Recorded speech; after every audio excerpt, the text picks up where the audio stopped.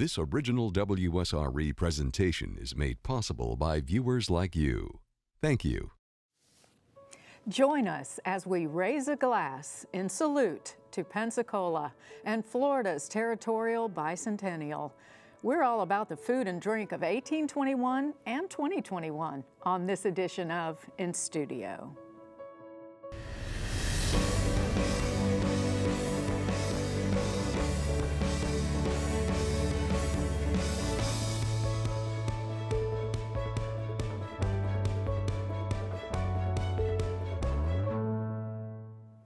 Florida's first, Pensacola. It's where it all began. 2 centuries ago in Plaza Ferdinand, General Andrew Jackson came to Pensacola to raise the American flag to transfer control of this area from Spain to the United States.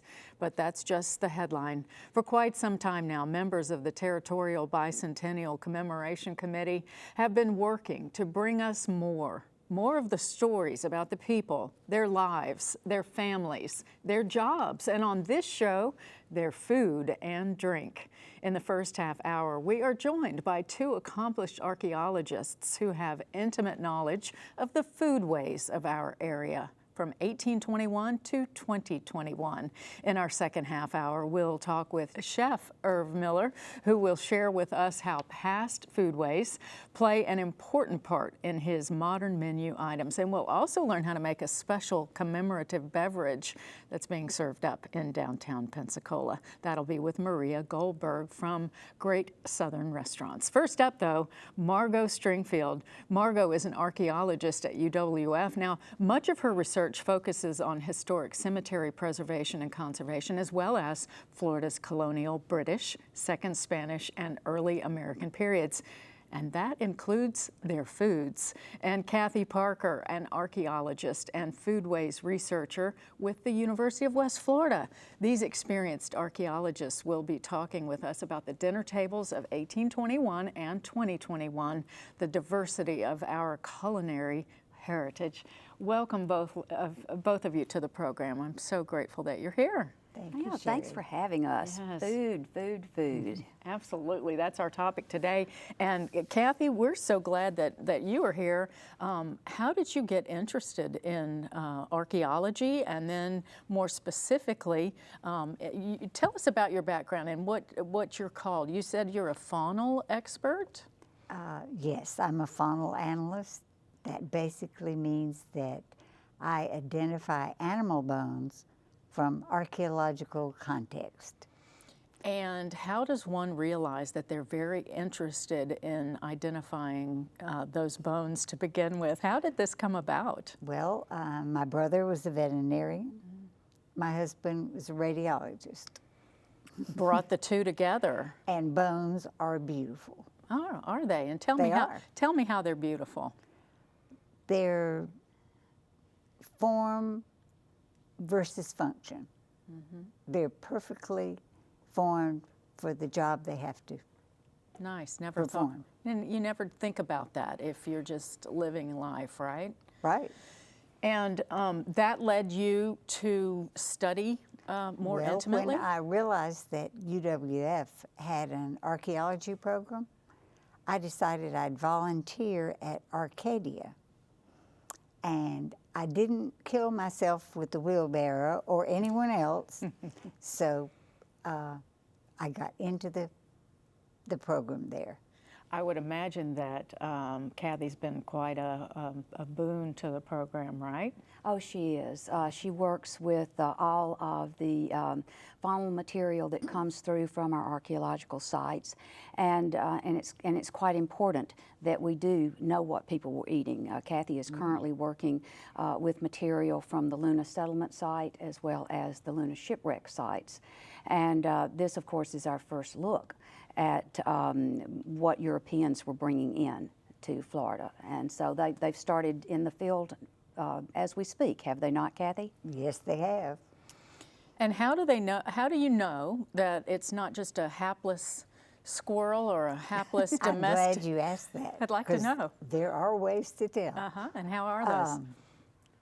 Generally, on a site, an archaeological site, if you find the entire skeleton of a squirrel or a rabbit, you know it was not used as food.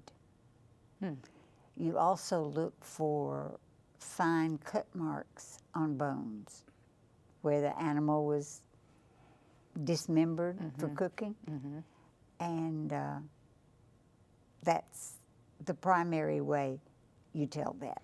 That's a big indicator. That's a big indicator. And you also would find bones of things that you would not eat on a bet, like mice, rats. I mean, you'd have to be really hungry to go after that. Also, little frogs and toads.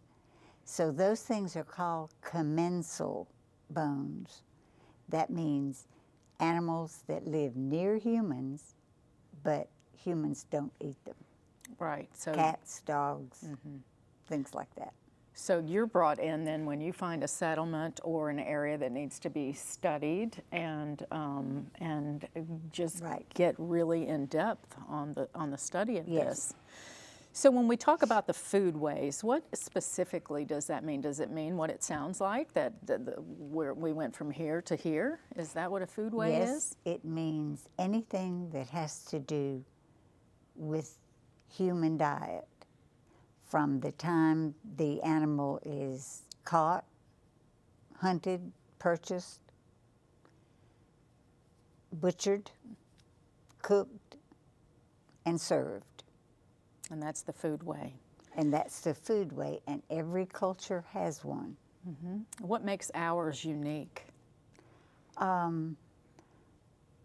would say ours here in Pensacola is unique because we've had so many ethnicities to contribute to the pool and work the flavors out, and you can't get much better than that. Absolutely, and it's continuing, and we're going to find out more about that later in our show as we see how some of those foodways contribute to what we're actually eating today. So I would imagine for early settlers, and we can go back to 1559, correct? That it was, what kinds of foods did they have then, and then a hurricane came, and let's talk about some of the progression of the people that were here and some of their types of food. Well, they came from Mexico.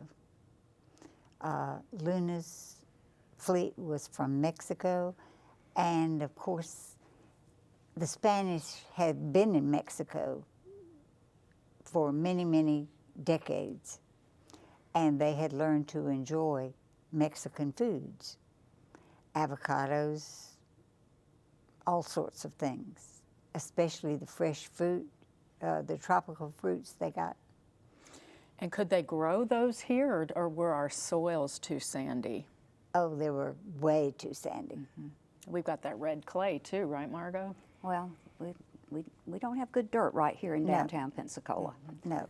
But we do still have orange trees that exist down there near the Barkley House. Are those new trees, or have they been here a while?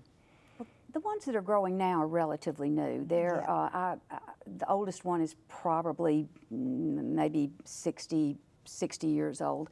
The Spanish brought oranges with them, and so oranges grew in profusion in Pensacola from our early colonial period, and so they've always been part of what we've seen as part of the Spanish diet, and everyone enjoys oranges, so let's face it, everyone was up on those. And they did grow here, they grew well. So the orange trees that we see downtown in historic Pensacola Village were reintroduced, and so you can go down and see those Seville oranges, which are bitter as all get out. Growing down there, they come to fruition about in December of every year. And we'll make some marmalade or something with those. Yes, absolutely. So the Spanish did contribute the orange, and what other things did they contribute? Oh, they contributed in an overall picture. Wheat flour, they had all that with them. They had the things from home that they wanted. they were just hoping that it would survive here. And everything that they brought with them had a few little problems, but nothing like sheep. Spain, Spanish people, French people, Italian people loved lamb and sheep. And did those not do well here? And they did not do well at all. It was far too humid, too hot. Parasites got into their fur and skin, and it was probably one of the biggest disappointments. To them for that. To them, So yeah. then they, were they able to import that at that point? Some places later on tried. I don't think anyone in Pensacola ever tried to import them. And so what did do well here? Pigs. Pigs. Pigs did really, really well. You can let pigs loose and they will take care of themselves for months. They can forage. They can forage in the woods, and especially if oak trees are around. Well, and I also heard something about some black cattle. Yes, that was just referring to the color. They were very, very dark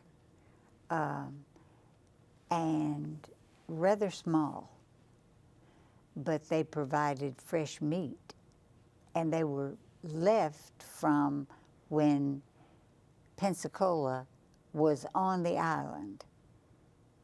Strangely enough, well, not really, because there were no pastures on the island, but that's when they started creating herds on the mainland, and someone would go over from the island every day to tend them, To get or hire the Indians to do it.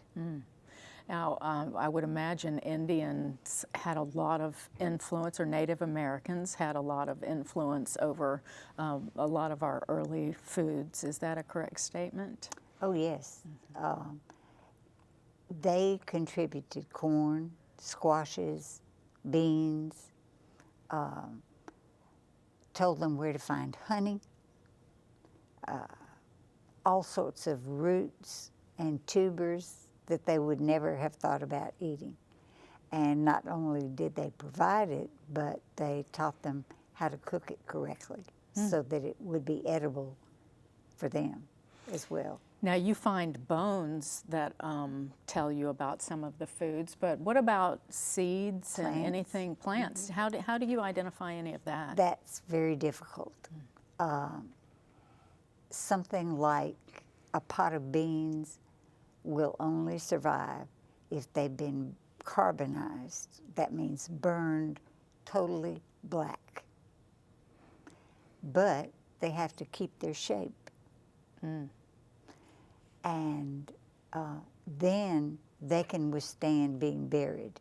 Otherwise, your seed will sprout and just not exist as far as the archaeological record is concerned. Well, they just needed me to cook for them so that we That's what they do. could have some burned things to study later, right? Yeah, I think, burned, and we also are able to recover botanicals from wet Yes. sites, from the bottom of water wells, because they were often, after they ceased being useful as a water source, then people would use them as their trash pits. And I must say, what we are looking at is people's trash.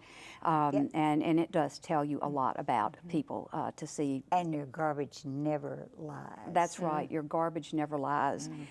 But we've worked on several sites, and they found this to be true on the shipwreck sites. You're able to recover a lot of material because this is an airtight environment.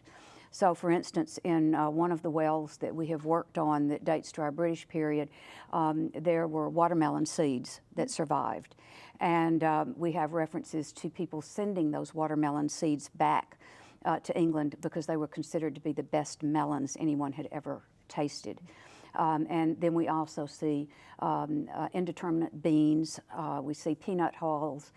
So there are items that can survive, and of course peach pits we find on almost every colonial site in Pensacola on excavations. Peaches grew here in profusion. So we have the historical record that talks about the orchards and talks about what was growing, and then we have what we see in the archaeological record. And that's one thing the Indians loved. Were the peaches? The peaches. Everybody loves peaches. And they would save their pits and plant them as close to their villages as they could. And they did well. That's really, really good to know. And so, Yes. but tell us, somebody that's watching that says, why are we looking at people's food that have, lived here 200 years ago? Why do we care about that? Well, I think because it tells us a great deal about ourselves. And how's that? Well, all cultures have a particular food culture that's part of their foodways. And if you have to move from one country to another or one place to another, it's very stressful. And you're not sure you're going to find the food you really want. And maybe 8 times out of 10, you don't.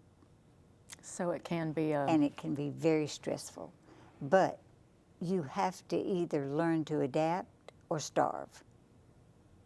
And most people won't choose to starve. Absolutely not. Well, and we talk about that's a comfort to people to be able to go from one area to another and have Right. something to eat. I tell you, a thing that's a comfort to a lot of people is sitting right in front of you. And that would be a bacon, lettuce, and tomato sandwich. My daughter prefers the vegan version of that. But let's talk about, you brought a sandwich to Right. deconstruct, and why are we going to do that We're going today? to deconstruct this sandwich. Okay. So you're going to know how much of your food is from the old world and what's from the new. Okay. This is wheat flour bread. Okay. These fat and sassy little tomatoes are from the Let's get this where we New can let World. the camera see it. Okay. The tomatoes are from the New World? yes. Okay. They're beautiful. And then, And underneath that is bacon. And underneath that is lettuce. and all that grew here? And that's from the old world. Okay. Lettuce seeds were brought to the new world from the old. Did the old world bring Fritos?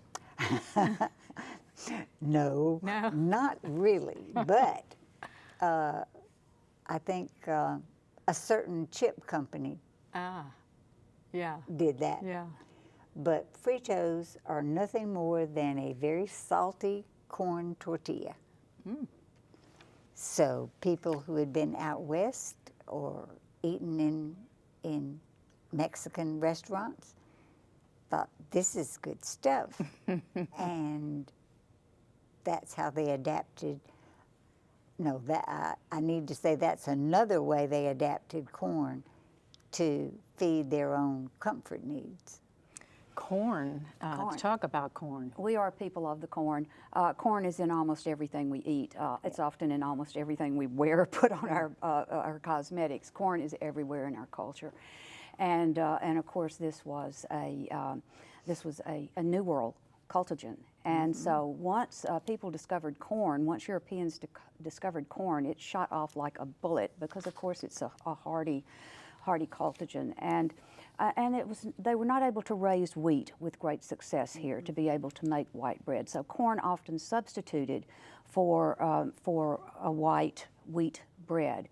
And you know, with the tomatoes, initially people thought they were botanicals. They thought they were ornamental plants like a rose or such, only perhaps ugly. But it took them a while to figure out that the tomato was actually edible. And the bacon, oh goodness gracious, people took to bacon with a vengeance once the pigs began to come. And in fact, in 1821, in the newspaper, immediately after the Americans arrived, they started bringing in bacon. There is an ad from one of the merchants that is bringing in 5,000 pounds of bacon. Wow. 5,000 pounds of bacon. And so this was a very popular item for, in particular, the Americans coming in to Pensacola and into Florida. But we see the beginnings of merging culinary cultures. So for Native people, we do see corn. We have a reliance on what was growing here that Europeans did adapt and work into their diets, just as Native people worked European foods into theirs. And this is one of the most dynamic ways we see cultures interact, is through the foodways. And we see it not only early on, when you're seeing people bringing in things that never grew here or never strived here, or being taken back to the old world that they had never seen over there. And it's a beautiful incorporation of foodways that spans the world. And we talk about the orange. The orange did not originate in Spain. The Spanish brought the orange. So we may be the Sunshine State, and orange juice may be high up in our image of representation. But that was introduced by the Spanish, who had it introduced to them by traders that were trading in the Far East, and brought the orange to Spain. So our world is connected by food in many ways.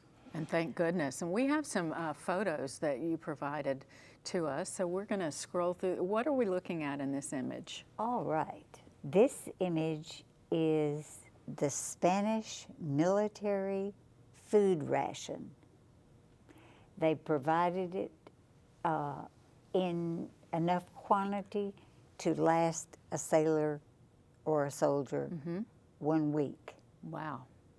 They got a pound of bread or a pound of flour. And whether they got bread or flour depended on if the base, the military base, had a baker or not. Not everyone knew how to bake or would ever be allowed to bake, because you've heard of the guild system in Europe. You have to belong to this brotherhood of men who bake. Oh. And if you don't belong, you can't get anyone to build you an oven, but you don't know the ingredients that you need. And this picture here is? And that's New World tomatoes, a New World green pepper, and a New World red pepper. And the onions are Spanish onions, but they brought the seeds of those with them, because Spaniards cannot do without garlic and onions. No, we need our garlic and onions. Garlic and onions. And this is? This is a representation of what a table might have looked like down at the Tivoli House if you were going there for dinner. And it's based on artifacts. The table setting, you'll see shards of pottery on the table, and then you'll see both reproductions and original pieces that represent what would have been on the table. Utilitarian wares. This material was excavated from a water well that was across just across from the Tivoli, and the Tivoli owned the property at the time. All of this material dates to right around 1818, 1821. And so we're seeing utilitarian ware. We're seeing condiments, because they did want to hide the taste of some things, and a lot of wine bottle. But what they were eating down there were oysters. We're seeing oysters from our bay. We're seeing beef. We're seeing chicken. We're seeing deer that they would have brought in, other wild fowl. We're seeing fish. We're seeing beef. And then, of course, the peach pits. You can see the two little peach pits on the plate, and those peach pits did come from the well excavation at the Tivoli House. And so what we see in looking at foodways is another way to understand people. It's a way for us to understand what was happening in the community, what was available in the community. And some of these food items were locally available and some were not. Some were shipped in. And what came into us either came in, if from the upper reaches of the Escambia River, they would have brought vegetables down they were raising there, but they also brought things in. And in the newspaper of the time, we see wonderful descriptions of the food coming into Pensacola in 1821. We see everything from lard to the 5,000 pounds of bacon, which just seems amazing. And then we see other items. We see peas, we see dried foods coming in. We even see codfish. Now, codfish you would not think would be something that would be of interest to us here on the Gulf Coast because we don't really have cod in our waters. But that was likely coming in because it was a food that was provided along the eastern seaboard to enslaved people. This was a part of a slave diet, would have been the cod. And in fact, in Jamaica, if you go down in the Caribbean basin today, cod is on every menu in many varieties that you see there. And peas served with it. And peas? And peas. Served with it. Oh. Cod and peas.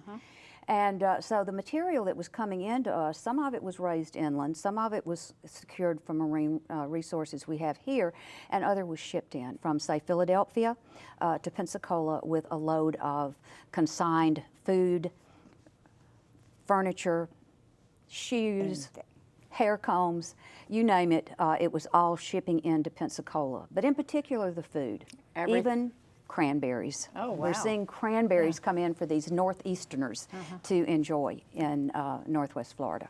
Well, we're about out of time, but Kathy, do you feel like the people that were living here at that time period were satisfied with their meals? It looked like that ration was pretty balanced.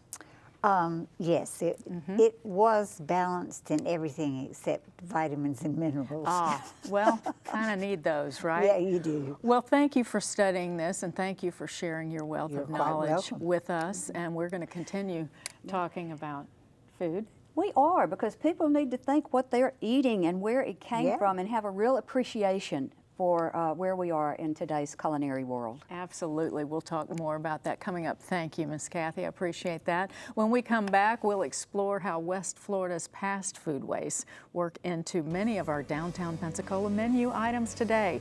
And we'll serve up a potent salute to Florida's first place city, Pensacola. You're watching in studio on WSRE TV, PBS for the Gulf Coast.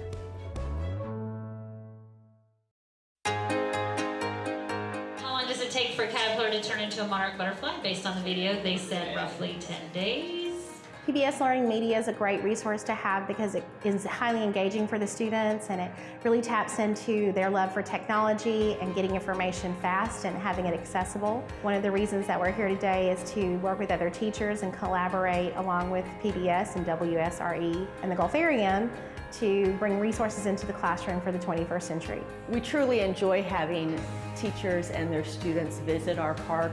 We appreciate what they do and we love sharing the knowledge that we have about marine life and our oceans. PBS Learning Media is a way for me to reach the students through the technology they're plugged in every day. It's just a wealth of resources that I don't think any teacher should not take the opportunity to explore.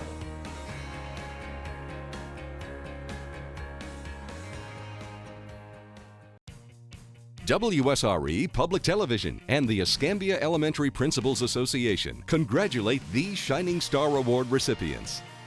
These students were selected upon the basis of good citizenship and adherence to the core values adopted by the Escambia County School System: equality, responsibility, integrity, respect, honesty, and patriotism. Congratulations to all of these outstanding students. Unlock your newest member benefit. Over 1,000 episodes of your favorite PBS shows. American Masters, Antiques Roadshow, Nature, Nova, Masterpiece. Watch the best of PBS anytime, anywhere. Become a member, sign in, and start streaming today.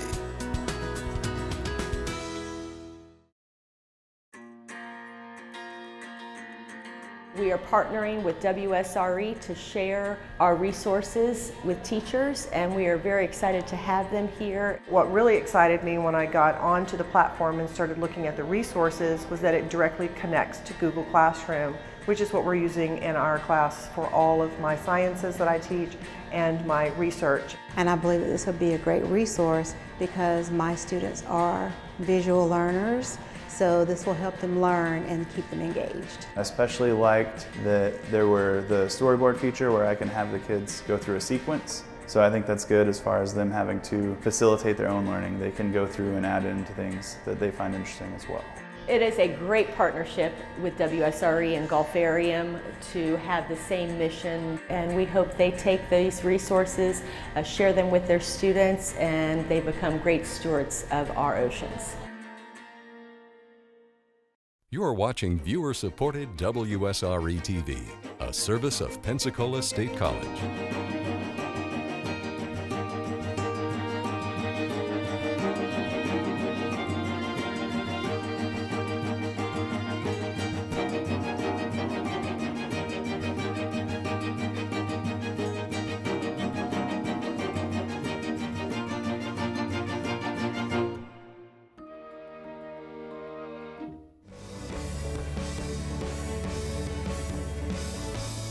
Welcome back to inStudio as we continue our discussion about Pensacola's role in the making of Florida. Specifically on this episode of inStudio, we're talking food and drink. Margo Stringfield stays with us. And joining in on the conversation, Jackson's founding executive chef, Irv Miller. He's been dubbed a pioneer of Florida coastal cooking, and he'll be talking about how the food of 1821 influences many of the menu items of today. And Maria Goldberg, the Director of Marketing, Public Relations and Events for Great Southern Restaurants, the group that includes many prominent restaurants in Northwest Florida, including Jackson's, the Fish House, Five Sisters Blues Cafe, and more. Maria will be making and serving up a special commemorative cocktail known as the 23-Star Salute. Welcome. Oh, wow, what a blended culinary heritage that we have here in Northwest Florida. Isn't that true? It is true. We archaeologists have studied foodways for a long time. And at the Archaeology Institute, we look at ways to bring our research to the public. And one of the most rewarding ways that we're able to bring that research forward is to partner with the chefs in Pensacola. And we do that pretty extensively to work with what people were eating in the past and how those foods can be blended into modern culinary experience for both our residents and visitors to our city. And so just knowing what was coming here, we know it from the archaeological record, we know it from the historical record. We know what they were bringing in and we know what they left behind. And so being able to bring this alive for people is a way in which we feel that we're bringing the essence of our community forward to residents and visitors alike. So we're very pleased to partner with the chefs, and Irv and Maria have been instrumental in working with us, and so we're very pleased with how the collaboration has moved along. Irv, has that always been something you've been interested in and bringing the past forward, or is that something that's come about more recently? Or tell us a little bit more about your career. That's a good question. Yes. Yeah? So honestly, I mean, I've been a chef along the Gulf Coast for almost 4 decades. I hate to say that, but proud to be here. Mm-hmm. Moved here to Pensacola back 22 years ago. So yeah, ever since we started toying around with food at Jackson's in the early days and up until these days to present, we are constantly involving ingredients of the past and weaving them into our menus creatively, yeah.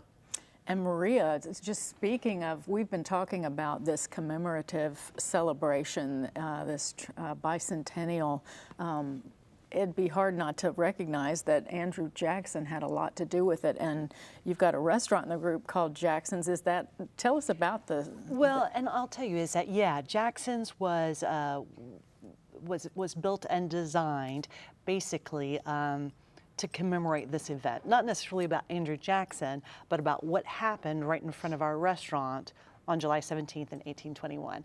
And so if one has been to Jackson's before, or if you haven't, just visualize, the dining room was created so that if you walk in, many of you will recall that we have French door-lined windows that wrap around the park. We have chandeliers that are handcrafted by New Orleans artists that look like trees.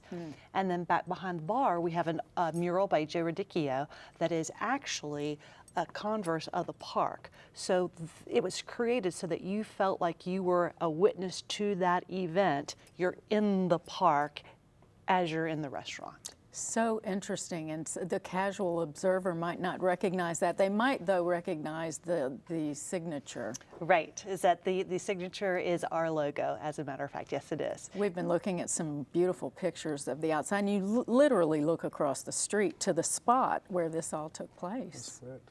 I would imagine that can be rather inspiring. It is, especially Andrew Jackson's bust is right there, and so that the mural that she's talking about is actually, if you were to look left to right, it's that complete span. Oh, it's that beautiful. is so exciting. Well, and it's one of those things with us, and that we're very fortunate here in Pensacola because of our history, and to be able to tie our culinary history with our archaeological history and for it to work together. People are so excited when they come to Jackson's and they hear the story about, oh, we didn't know this about the restaurant. We had no idea that this was, it is based in history. And so Chef has taken a number of cues from that as he creates his menus and new menu items and things of that nature. Have you learned a lot as you've gone along? Constantly learning, and intimidated by the people around me who are so studious and are so historians and archaeologists. I mean, it's very intimidating, but yes, I think I can hold my own for the most part when it comes to the food. Yeah, since day one, again, we've been taking things that have happened in the past with ingredients, and we just revisit them and turn them into our own creations. Anything from venison and pork, which there's going to be a recipe with venison and pork arancini, which is a rice ball with cheese, manchego cheese, which was brought by the early days and the settlers. And the venison and the pork, of course, were giant for the Gulf Coast and the Panhandle in Northwest Florida. And we fry that, just a little light breading and fry that. So that's one of the cool things that we're doing. But if you look at our menu right now, you can see the influences of oysters and bacon, which is our top seller item. Just fried oyster and some local bacon, which is cured here, near here. And just simple ingredients, revisited and brought to the table and appreciated these days. So yeah, that's just for beginnings. More and more people are really appreciating the local aspect of things, and I understand that we can thank the British for some of the gardens around here. Is that correct? That's what I hear. That is correct. The people were looking for fertile ground wherever they could find it, and so there were gardens up along Garden Street. And if you had happened to be lucky enough to have a piece of property where native Indians had settled prior to European arrival, you would have very rich organic soil because of what they left behind. And so people were attempting to grow, but they didn't have as much success until you got inland a bit to grow what we would typically think of as many of the vegetables that we eat today. And a lot of the vegetables they were growing were rooted in that old world, new world exchange. One of my favorites is okra. And we see okra integrated into gumbo and many recipes. And today, of course, you know, roasted okra is a real hot ticket item on a lot of plates. And that, of course, originated out of Africa. That was brought by people from West Africa that came as enslaved people to the New World. And that's one of my favorite ingredients as well, is okra. And everybody has the notion that it is kind of has a weird texture to it. So one of the things that I've done is I slice them super thin, just season them a little bit and flash fry them. They come out crispy like chips. Yeah. You're making me awesome hungry. Little new way to cook it. I would imagine that you're constantly coming up with new ways to cook some of the older foods. That is true. For the most part, a lot of things are carried over. Relishes for peaches, those kind of things, on fish, on seafood. You know, we have a plethora of seafood here on the Gulf Coast, especially right here in the coastal area. And I'm sure Margo would agree that's what a lot of folks lived on back in the early days. And again, it is carried into the 19th century as well, when the red snapper was we were the red snapper capital of the world for since 1880 to 1940, until, you know, they depleted that. But we've got all that under control now. So sustainability is everything, right, with oysters as well. This is actually a farm-raised oysters. One of the first farm-raised oysters that I had experienced it was in Apalachicola. So that's what that is. And farm-raised is Farm-raised sustainable. is, we've been farm-raising oysters since 2009 successfully and steadily, not just here, but throughout the entire Gulf Coast, over to Cedar Key. And we think that that is going to help keep the wild oyster alive, and while we re-nourish and rebuild beds, because it's depleting. Apalachicola is in trouble. They shut down the bay for 5 years. They'll be back, but in the meantime, aquaculture is still happening. So that's what we need. Thank you for your work in that area, because it really takes everybody working together to make that happen. Have the chefs understand what's going on. Now, the three of you have had some experiences that I have not had. I would love to experience sometime, but let's talk about the James Beard House experience and how that all works into what we're talking about today. Well, that was one of the more exciting things that we've done as a community collaborative with chefs from our community, bringing the foodways of the Gulf Coast, bringing our historic foodways to New York City. And we have been, how many times, you all have been to as a group, we were called the Pensacola Celebrity Chefs. We represented and worked with Visit Pensacola. We were there 4 consecutive years, 2011 to 2014. And who's in the picture that we're You're looking at Gus Silvas, Frank Taylor, Jim Shirley, Dan Dunn, and myself. How fun. It was fun.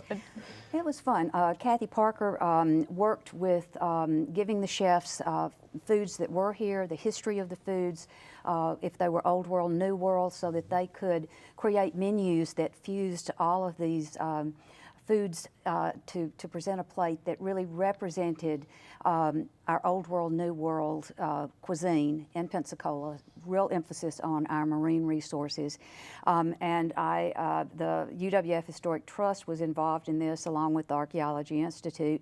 Visit Pensacola, of course, was instrumental in us going to the James Beard House.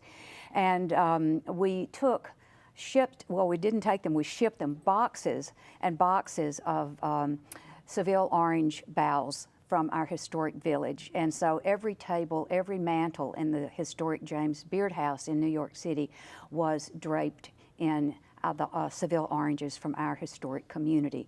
And it was a wonderful evening that introduced people from all around the United States that came to that dinner to Pensacola and to what the food was like here, and what a welcoming place to come to. I believe Governor Scott even came to the event. He did, yes. Yeah. And it was a great event because it allowed folks from outside of Pensacola, as well as a lot of news sources that were there, that picked up on the event, and that has really helped us, I think, over the years that we've been there, is that it has helped to create a sense of historical culinary tourism. And that's something that Visit Pensacola is picking up on culinary tourism, hence the whole celebrity chef group to help spread the word about our history and culinary culture. But tell me a little bit about James Beard and why it's so cool. Well, James Beard passed away in 1984, I do believe, or close to 85, somewhere in there. And Peter Kump opened up the James Beard, his house, as a foundation.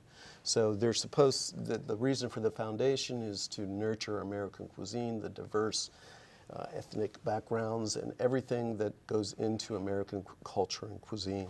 When you were at the Beard House, you had all these amazing chefs with you, and I'm thinking for many people it was probably their first time to hear even anything about Pensacola, and what an honor for you to represent this area in that way. Okay, so I had already been there 2 times before, and in the early days of Jackson's and before Jackson's in 1990s. But to get the group to go together and is a hoot, because everybody the personalities are so different, but together as a team, we all had our individual ways to present our food. And none of us really wanted to cook old food per se, right. But we wanted to recreate the dishes in our manner, which is what chefs do.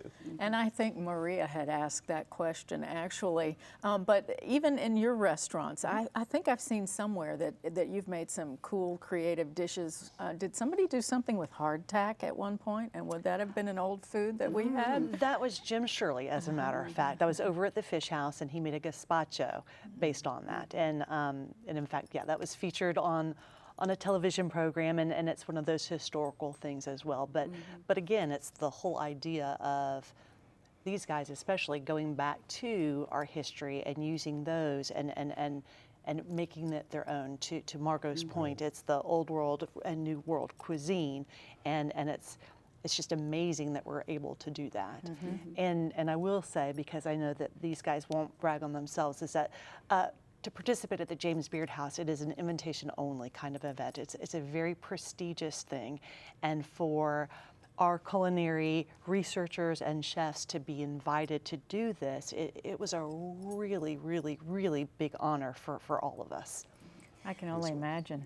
It was a special place to be, and to be able to show what we have to offer. And I will say too, all of the seafood, everything was flown to New York. It was fresh. That's correct. Fresh. Came straight from the Gulf.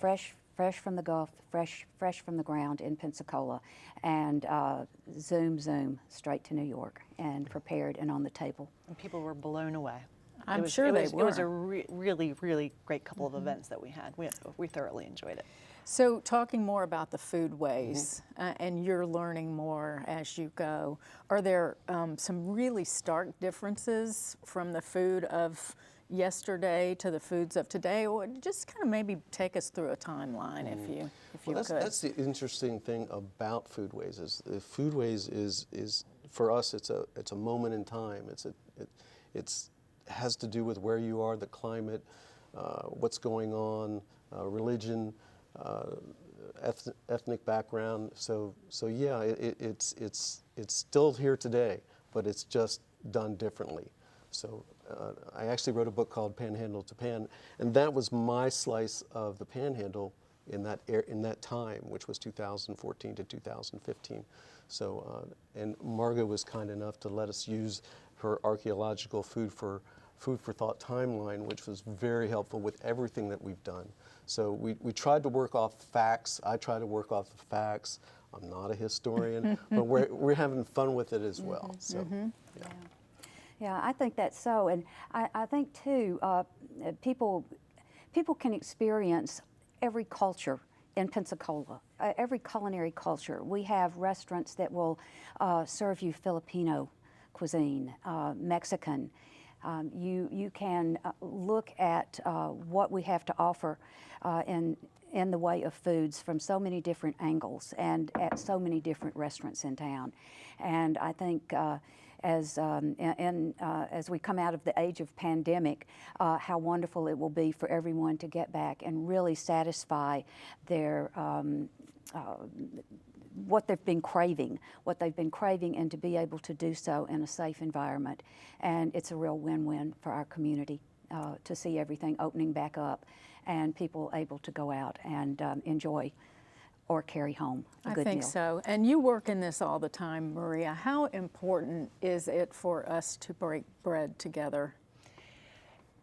It is so incredibly important. It's spiritual.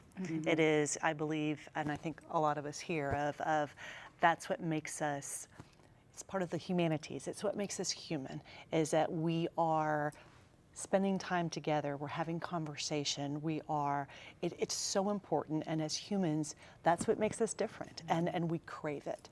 And we were just talking about before we came on about how at our restaurants, we've been very fortunate now that things are getting a little bit better, is that folks have been coming out because they crave that interaction, and not just interaction, but with food and with drink, because we do.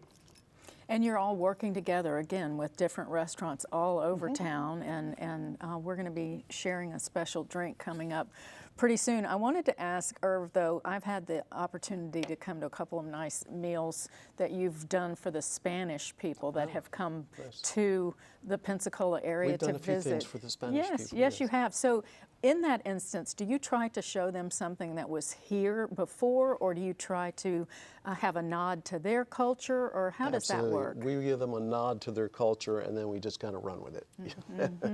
And that goes with, we also did a luncheon for the King and Queen of Spain at NAS. That was in the early days of the group of us. And it was just, we took the items that we believed were in the culture and researched them, and we just expressed them our way. And you got some good feedback. Yeah. Well, there's actually some YouTube videos on it. Oh, good. Well, we need to encourage everybody to click on those, and just visiting Spain and different cultures and seeing the way things are presented there. It can be very different. So I would imagine the fusion for people that have been, raised in the United States to be able to slowly fuse that in is probably a... Yeah, it's an interesting dynamic amongst the chefs, because everybody has a different relationship. I've been here for 40 years, and Dan Dunn, I think, grew up here, and Gus, he's Greek, and we went to school together, and he's had a restaurant for years and years and years here. And so it's just the dynamics of all these different individuals creating different new cultures, foods and different cultures backgrounds, coming together. all coming together. Yeah. It's a brotherhood, and really you've made a career of being a chef in so many different places. What stands out about Pensacola to you? I spent most of my time, 16 years in Destin before I came over here, and I really didn't want to leave Destin, but when I discovered Pensacola and the lack of great restaurants in Pensacola, I felt it was just the right place to be. So that's what drew me here. And then I discovered everything else after I got here, honestly. Yeah. Well, and it's just kind of exploded since then. I can remember a day in Pensacola where you couldn't find anything open to eat on Sundays. And, back in the Driftwood days, and we've come a long way. We have, and what I would hope people would do would be to start thinking about what's on their plate. Go out and enjoy your dinner and think about what's on your plate and where it might have come from. At home, make something from your family, make a treasured family recipe, and do a little research, Google it up. It doesn't take anything to see where it might have come from, and share with your family a meal that represents everything that the world has to offer to us today on our plate, on our table. Thank goodness that we have the... I'll drink to that. Yeah, well said. Absolutely. And since we are going to drink to that, Maria is going to make a special drink. It's called the 23-Star Salute. And we're going to take a look at Maria putting that together for us, and enjoy. So I'm here today to share a drink that we are using to celebrate our history here in Pensacola, and it's called the 23-Star Salute. It's a drink that's been around for a while. There was a community group about 10 years ago that got together and wanted to come up with something that was indicative of our history, and one of those things is rye whiskey, because that actually happened to be Andrew Jackson's one of his favorite drinks. And so we've come up with a drink that is going to be served at a number of local restaurants during the celebration and throughout the year. And so I'm going to walk you through on how to make that drink. So first of all, what we're going to do is we are going to start with a glass, and we are going to start with an orange, and we're going to put it in the glass there. We're going to take a little bit of simple syrup, a ½ ounce, squeeze that on there, and then we are going to get our orange bitters, and we are going to do a couple little dollops on there, just like so.